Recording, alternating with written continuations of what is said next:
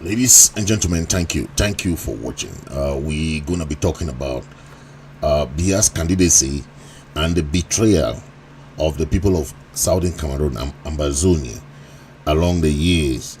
And the Biya's candidacy has caused turmoil, has caused conflicting, different opinion and different statements across the board.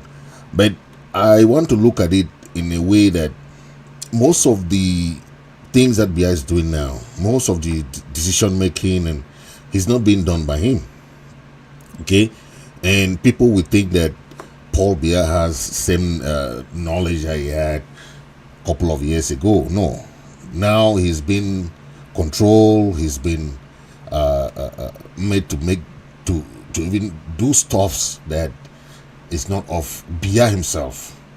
Okay, and we have seen that in many statements done by most of the people who resigned, like Issa Chiroma, okay, all the others who have resigned from the government, saying that Biya is not really what they thought he is. Okay, the coupled by the conflict of interest that that is going on within the various clans and the various ethnic groups within the Biya government, and those people who are seeking for power, has caused a lot of resignation within the CPDM party and also within the opposition party. Okay, now the question is, can Biya's candidacy help bring peace, or will that candidacy instead promote or instead promote something that will be chaotic? That is what we have to look at it, because you cannot have a presidency that have been for 42 43 years still running for office, and the people are saying enough is enough, yet there's no end in sight. Biya continues to stay in power, okay, against the people's wish, despite all calls for by the people to say, please, we don't want this to happen, we don't want this to happen, yet things keep happening in that direction. So what are we talking about now is about statement made by people like Issa Chiroma that will tell you that most of the people who resign or who are within the CPGM party see no end in sight for the leadership or the rulership within the party. They see that they don't represent anything, or they are betraying the people, okay, and they cannot stay in that same boat, the sinking ship, betraying their own people. Because when you stay in that kind of environment where you know that fully well that Biya is non-existent, Biya has not held any single meeting, cabinet meeting for that matter, since 2011, and almost 5 ministers that ministries, they don't have ministers no more. They have not been replaced. So think of it. What kind of governance is that? You cannot even see a president, and they say it's a president. Who is leading the country? Is it Ngongo? Is it Chantal Biya? Is it Frank Biya? You are left to be confused. Okay, there is need for change. There is need for some reform. There is need for political reform to avoid political instability. No matter how you sugarcoat it, there is political chaos coming. And until the people of Cameroon make it known, take that bull by the horn, they will remain in this same stalemate, this same political quagmire, this same economic crisis that they are. The people of Ambazonia took the bull by the horn. Today they have a say. The people of Ambazonia have taught the people of Cameroon how to fight for their right.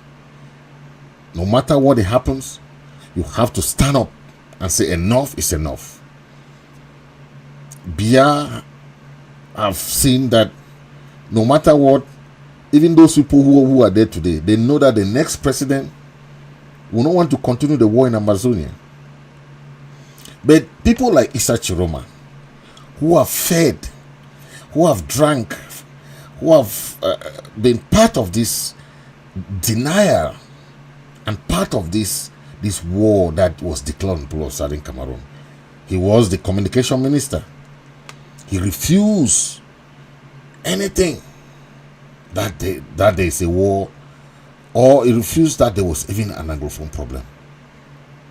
But today, he's changing his words, trying to say, oh, this went, this went, just trying to make ends. But can that help? Can that help remedy the situation on his part as somebody who was part and parcel of this denial that there is an Anglophone Amazonian problem? Today, he resigned from the same boat that he was part and parcel of. I want you to take an excerpt of what he is trying to say on Paul Biya. How Biya has not been seen. He himself as a minister of transport or minister of employment, he cannot even see Biya. He has been looking for ways to look for Biya. He cannot see Biya. Biya is nowhere to be found. Ministers cannot see the president. What kind of government is that? That is the situation now. Take a listen to him. He is speaking in French. I'm going to translate. You're going to understand what he is trying to say.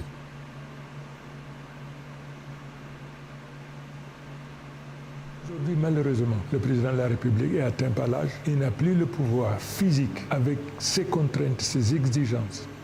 Il n'a plus la force pour exercer. Donc, lui au pouvoir aujourd'hui, en vérité, ce n'est pas lui qui gouverne.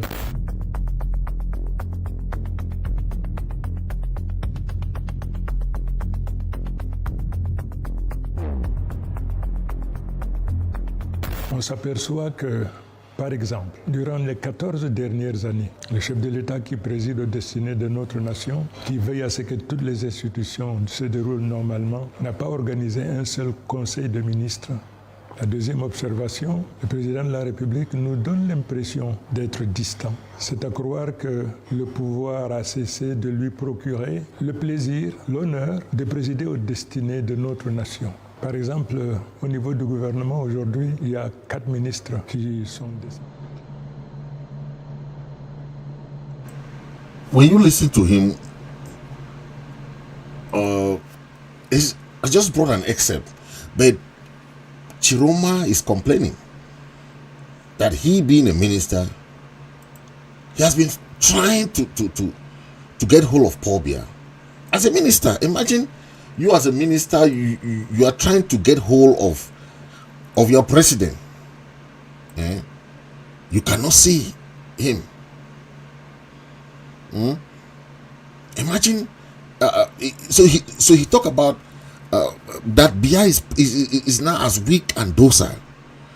Okay, so he criticized Biya for lacking the dynamism and decision making, calling him as weak and cannot make decision by his own.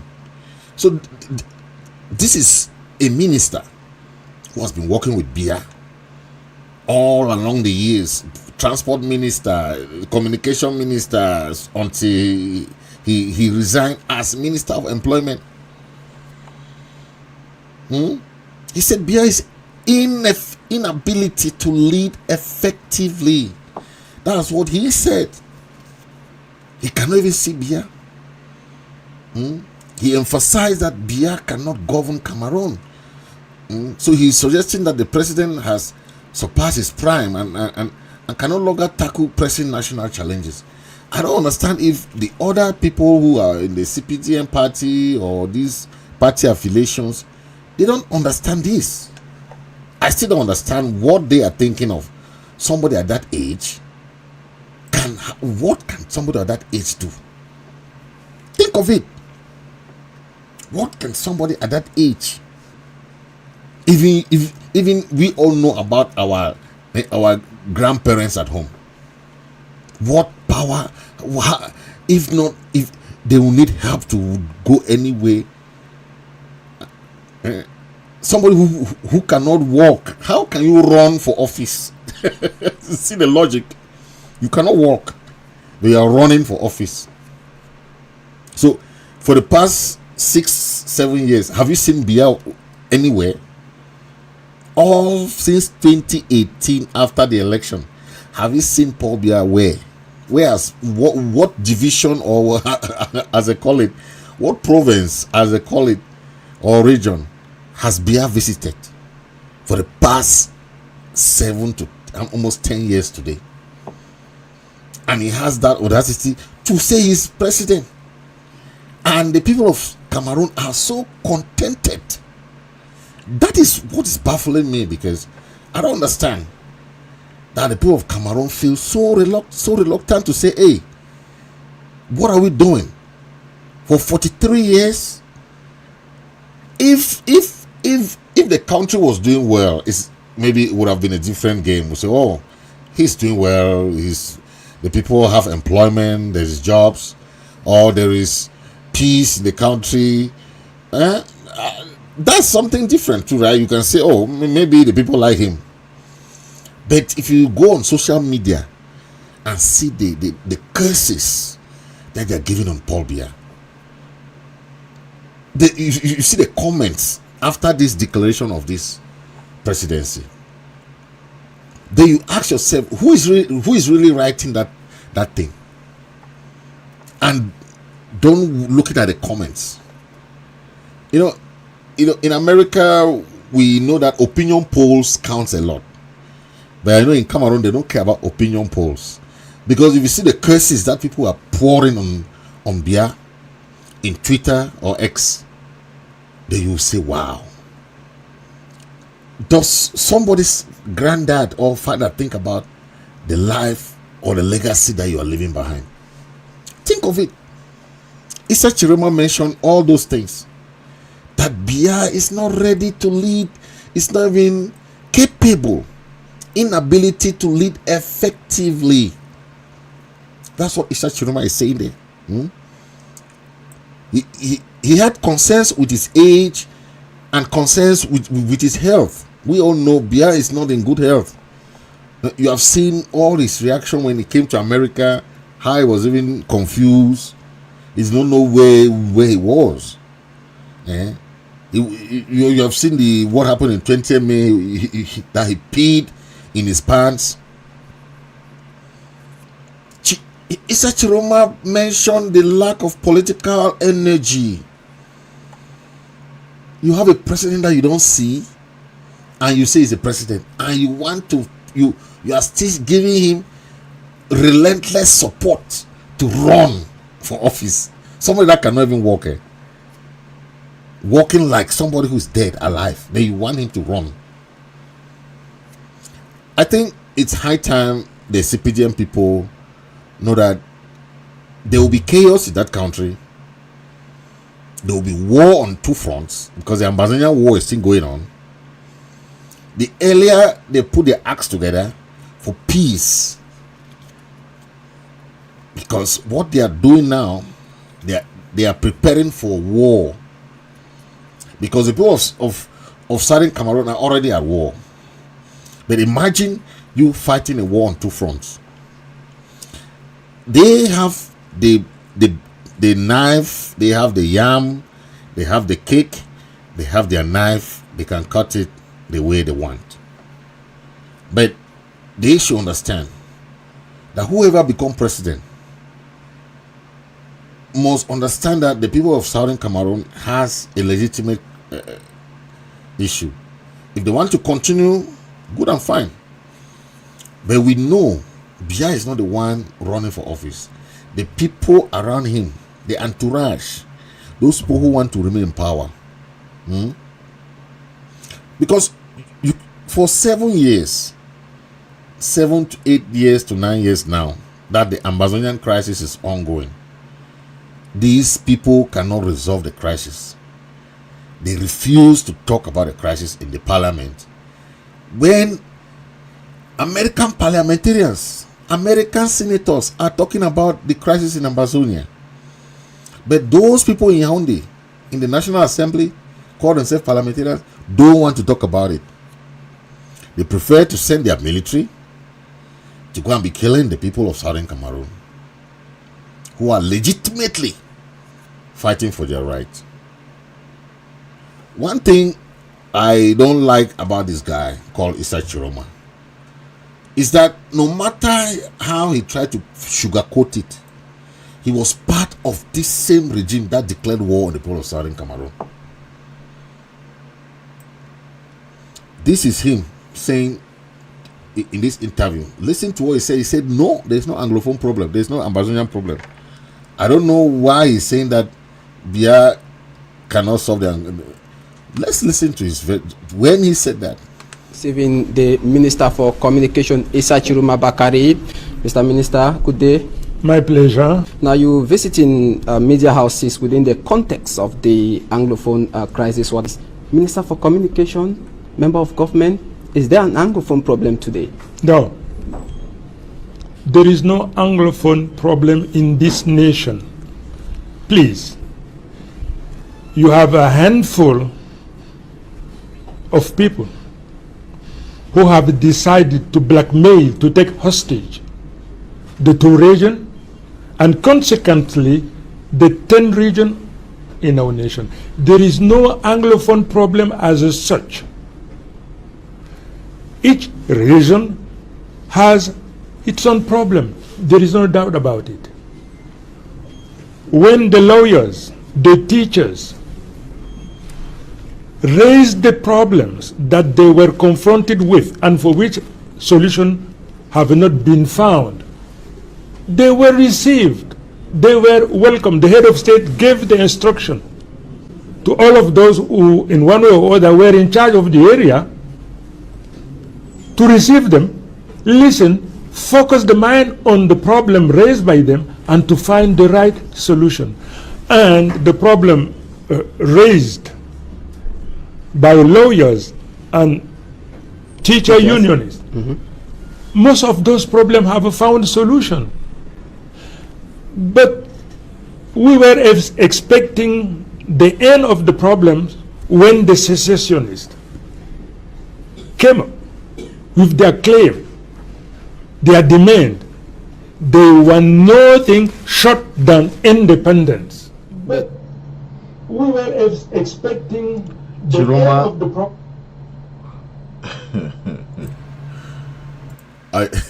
I'm just laughing at the lies that this guy was saying back then. You know, when he was asked, "Is there any Anglophone problem?" He said, "No." Then why are you saying that they were trying to resolve the problem? You see the controversy. Somebody said there's no Anglophone problem, there's no Amazonian problem, there's no Southern Cameroon problem, whatever you call it. Then he said, but the lawyer raised concern and they were trying to solve the problem.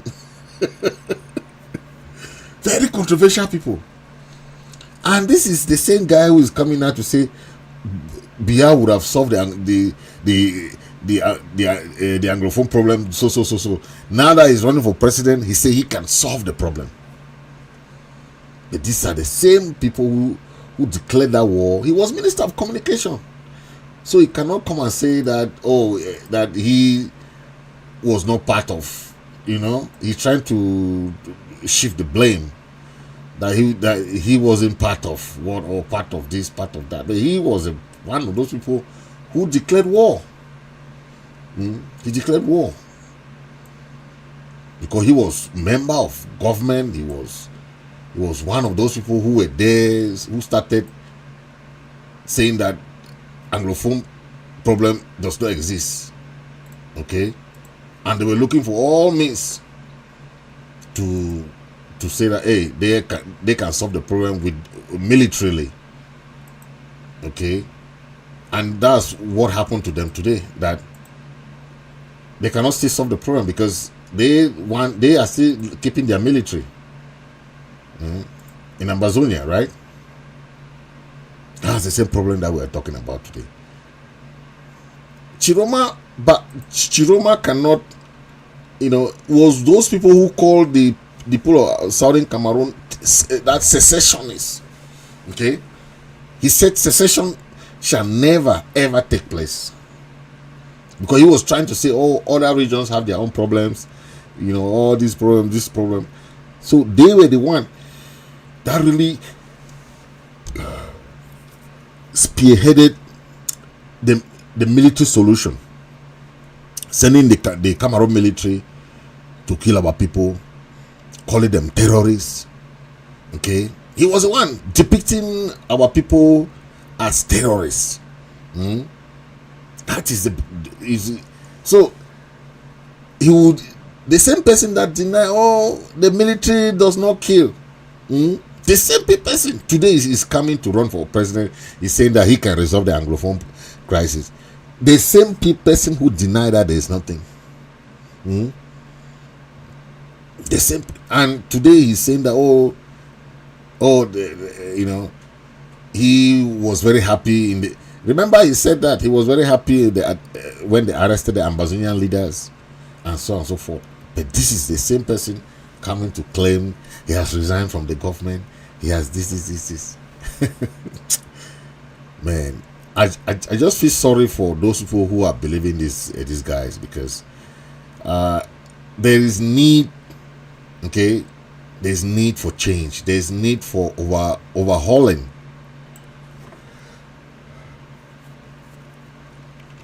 Not the same people recycling the same people. Yeah, the same person that said there's no problem, today he said that Anglophone people have right. That's what he's saying. So then that would tell you that it means that they declared the war intentionally, despite knowing that there's a problem that could be solved. They decided to declare the war and say, hey, we'll kill these people. We know that they have right to fight, but we'll not allow them to fight. We'll kill them. We'll not resolve the problem. Why do you think people like Honorable Wiba, all these other leaders, flew? They went to Nera 10, to Nera Hotel, and arrested the Nera 10. They went to Taraba, arrested the Taraba 39. In Nigeria, instead of resolving the problem. And for the past 8 years, they have used all these half-baked solutions that have not worked. They keep constructing new barracks, new military camps. I don't know if those military can resolve the problem, but the more they do that, the more they radicalize the people of Southern Cameroon. Okay, and if countries who were not even up to 2 million, 1 million, 2 million could fight for their freedom and for their independence, then I don't see the end in sight that the Republic of Cameroon can defeat 8 million people, 8 million Amazonians, 8 million Southern Cameroonians. If little countries like Eritrea could fight back against Ethiopia, if little countries like South Sudan could fight back against Sudan and win their independence, then not Southern Cameroon, who is more than 5 million, 8 million people. You think that you can kill 1 or 2 people and you can quench that enthusiasm for freedom? It will not happen. Yes. So whoever become president in that country, whoever become the new leader, whatsoever, that's their business. But they have to know that there's an ongoing war going in Southern Cameroon and Amazonia, and until they resolve that war, there is no peace in sight, because they have proven to us that irrespective of how long we fight the war, they are not ready for peace. They are not ready for peace. I still laugh at those people who say Anglophone can be president in that country. What happened to Frundi? What happened to Foncha? What happened to Munas? All those guys suffered discrimination. What happened to people like who used to be member of parliament Fonka Shang Lawrence. All these guys face backlashes trying to fit in back then. It could not go. Molanjo Litumbe. All these guys who struggle. Justice Aya Paul. All these guys who did their own part, irrespective of the Paul Biya's repressive government. They tried. They did their best, but they could not do what it was more than them. So today, the younger generation have to face the challenge. Do you still want to remain in this Paul Biya's quagmire of political brouhaha, or you want to take back your country into your own hands? When we started this fight for independence in 2017, we never blamed our forefathers. We said this is our own time. It's a generational fight. Don't be blaming people who, when you want to join the fight today, stop blaming people. Stop blaming people who did their best, because everybody has their own level of what they can do. One person cannot fight the fight. It's a generational something. Okay? And if the Kwame Nkrumahs and all the other people fought before, they had their own level of that they could go, and they ended there. You cannot come and be calling their name today. Those who started the fight in 2017, those who started the fight back then with the NCNC, all those guys, they had their own level of that they could go. And when the other generation came in 2017, 2016, it was a different generation. They pick up the fight from there. So anybody entering the fight today, know that there were people who fought and they had their own level that they could go. You not blame people today. You come to the fight and start saying these people would have done this. Do what you can today to save the people, not what people who tried their best past. Don't be talking past events. Okay, look at what the future holds today. Are you ready for another 7 years of Paul Biya? Are you ready to see your people still languishing in jail in Kondengi? Are you ready to see your people still in refugee camps in Nigeria?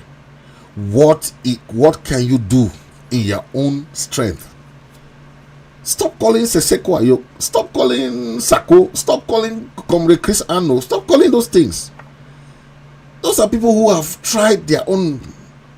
Nobody was a revolutionary when this war started in 2016. Nobody was a president. Nobody was anything. People try to regroup themselves to fight something. They did what they can. They did what they could. They tried their best. Did what they could.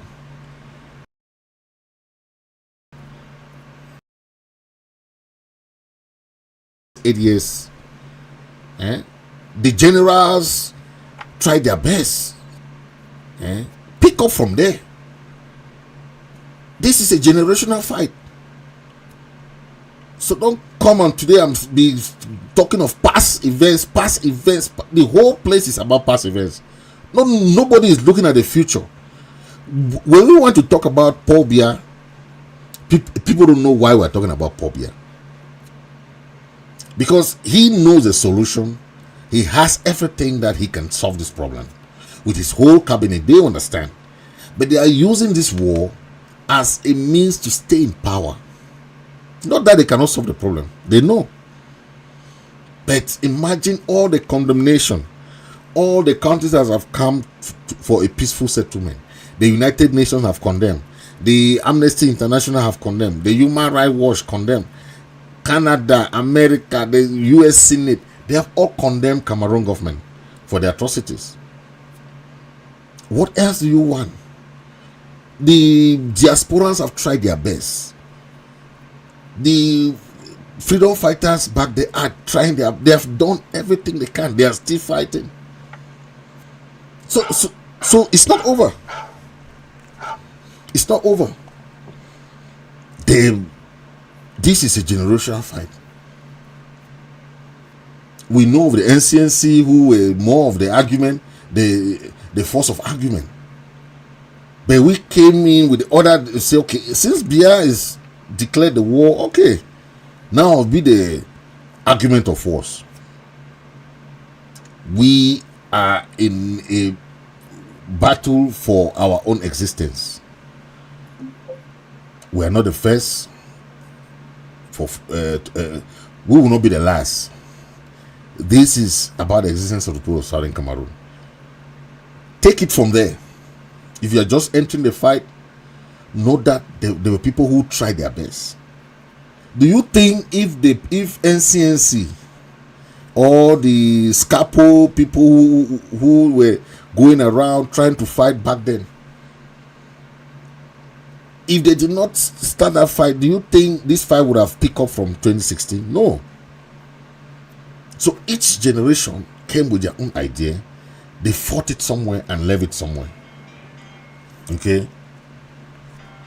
It's just about what you think that can better propel the struggle. Okay? Stop calling names. Stop pointing fingers. Do what you can. Okay? Do what you can in your own capacity. That's all what you have to do. The battle continues. The fight continues. You will lose battles, but the war continues. That's how it is.